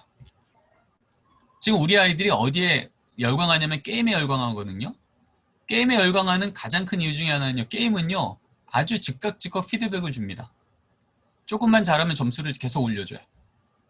조금만 잘하면 채팅으로다가 막 피드백이 쏟아져 나와요. 이런 것들 앞에 계속 걸어갈 힘이 생기는 거죠. 근데 여러분 얼만큼 우리 아이들의 이 영적 걸음 앞에 피드백을 주십니까? 일주일에 한 번 전화 신방하는 것, 그것도 피곤하죠. 그것으로는 우리 아이들의 피드백이 너무 거리가 먼 거예요. 우리 아이들이 지금 경험하고 있는 세상 앞에서의 자극은 초 단위로 피드백을 받아요. 근데 우리가 주는 영적인 피드백이 일주일 단위로 한 번? 그것도 구체적이지 않은? 출석했니? 너 큐티했어? 이걸로 멈춰지는 피드백은 우리 아이들이 그걸 계속 걸어가기에는요. 너무 약하다는 거죠. 그럴 때 이제 우리가 할 수 있는 피드백은 세상이 하는 것처럼 그런 즉각적이고 자주 하는 피드백이기보다는 사건을 주는 피드백이 돼야 됩니다. 근데 사건을 주는 피드백은 어떻게 나오냐 하면 결국 이 아이가 살아가고 있는 나의 삶에 기억할 만큼의 지금 내가 보던 세상과 전혀 다른 세상의 삶을 이것도 괜찮네라고 하는 것을 돌아볼 수 있는 감동을 주셔야 됩니다. 그런 의미에서 저는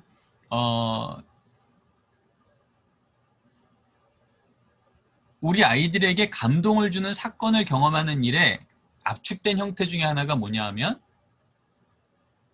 같이 영적인 사건을 경험하는 거예요. 1박 2일 캠프를 간다든지 아니면 하루 여행을 갔다 온다든지 아니면 일상을 벗어난 특별한 식사를 한번 같이 한다든지 아니면 선생님이 부모님이 이거를 라고 생각하는 게임이라든지 그들만의 문화 안에 한번 들어가 봐서 같이 경험해 준다든지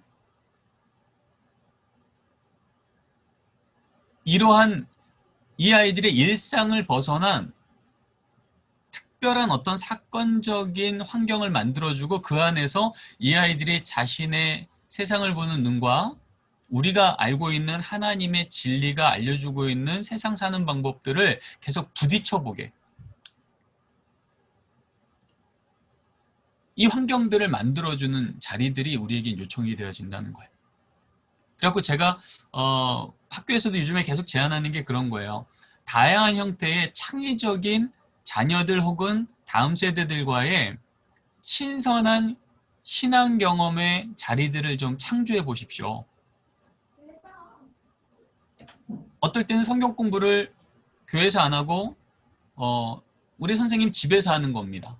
특별한 간식을 준비하고 아이들이 원하는 간식을 준비해주고 셰프가 되어서 어떨 땐 아이에게 이번에는 너가 한번 너의 삶 속에 물론 이거 구별이 돼야겠죠. 너의 삶 속에 참 감사했던 일이 있으면 그걸 한번 좀 준비해 볼래? 그게 우리 다음 주에 우리 성경 공부의 중요한 얘기를 한번 해보자. 아이한테 그걸 일주일 동안 준비할 시간을 한번 줘보는 거예요. 그리고 그걸 할 수 있도록 마치 코치가 돼서 계속 확인해 주는 거죠. 저 없어요. 못해요. 그래도 계속해서 이 아이가 관계 속에서 건면해 주고 기억하게 도와주고 아까 했던 보상을 주고 의미를 발견하게 해주고 그래서 이 아이가 자기 스스로 한번 자기 인생을 돌아볼 수 있는 기회를 만들어 주는 거죠.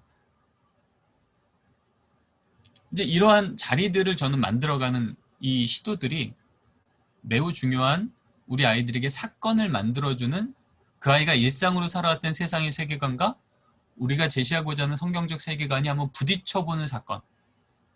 그런 부분에서 하나님이 우리는 모르지만 언제가 될지 모르지만 하나님이 그 아이에게 컨버전, 회심, 세상과 다른 관점으로 세상을 보는 클릭 포인트를 주시는 공간들이 생긴다는 겁니다. 네, 시간이 많이 지나서 다음 주에 우리가 예배에 대한 얘기를 나눌 거예요. 예배에 대한 얘기 나눌 때 가정 예배는 혹은 주일 부서 예배는 우리 아이들을 고려해서 예배를 인도한다는 건 어떤 부분을 한다는 건가? 그런 예배자로 세우기 위해서 우리는 뭘 준비해야 되나? 그렇게 예배 드린 다음에 우리는 어떤 부분들을 확인해 줘야 되나? 이런 얘기를 다음 주에 좀 나누겠습니다. 우리 민정사님 좀 마무리해 주실까요? 네. 감사합니다. 네.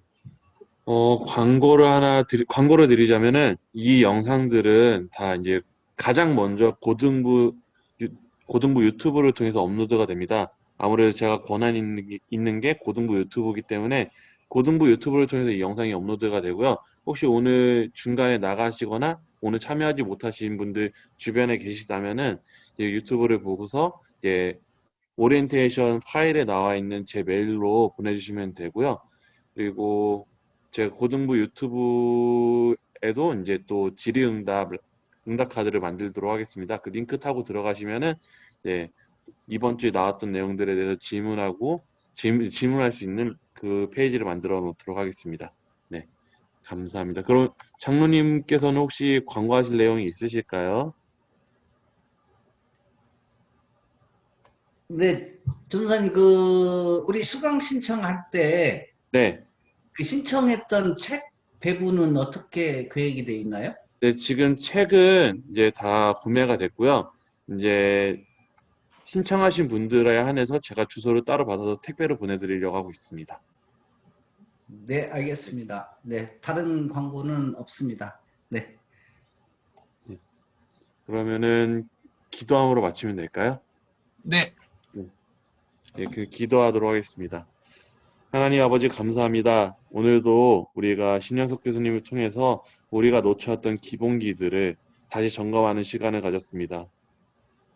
아버지, 그 무엇보다 우리들의 삶이 아이들에게 말하게 하여 주시옵소서. 우리들의 삶이 아이들에게 가장 좋은 그런 도구로서 사용될 수 있도록 아버지 저희들을 사용하여 주시옵소서. 아버지 우리가 의지가 너무나 약합니다. 아버지 우리가 너무나 게으릅니다. 하지만 아버지께서 주시는 힘으로 우리의 삶으로 그들의 삶 가운데 녹아 들어갈 수 있도록 아버지 역사하여 주시옵소서. 그렇게 우리 자녀들의 삶에 들어가고 공감할 수 있는 우리 부모님들, 선생님들 되어서 우리 명성주의교회 교회학교가 우리 가정이 정말 하나님 앞에 영광 올릴 수 있는 가정들 교회학교 될 수 있도록 아버지 역사해 주시옵소서. 아버지 이 모든 말씀 살아계신 예수 그리스도의 이름으로 기도드렸습니다. 아멘. 아멘. 너무들 수고 많으셨습니다. 다음 주에 뵐게요. 예, 수고하셨습니다. 네, 감사합니다. 감사합니다. 수고하셨습니다. 감사합니다. 감사합니다. 네, 수고하셨습니다.